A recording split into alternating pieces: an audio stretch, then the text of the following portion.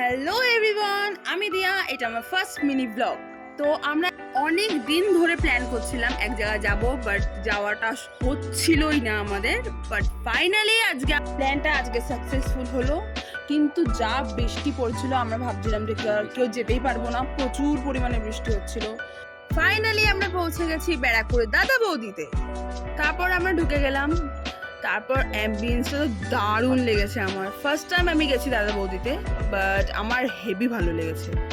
আমাদের সেকেন্ড ফ্লোরে যাওয়ার পর ওনারা আমাদের এই টেবিলটা সাজেস্ট করলেন, যেহেতু আমরা আমাদের গ্রুপে 8 জন ছিলাম। তো গিয়ে আমরা অর্ডার করেছিলাম মাটন বিরিয়ানি, চিকেন বিরিয়ানি আর মকটেল। তো তারপর আমরা একটু ফটো তুলছিলাম।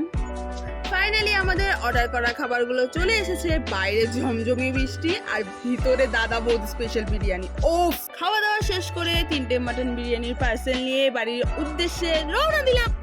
তো দেখা হবে নেক্সট ব্লগে। আজকের মতো বাই।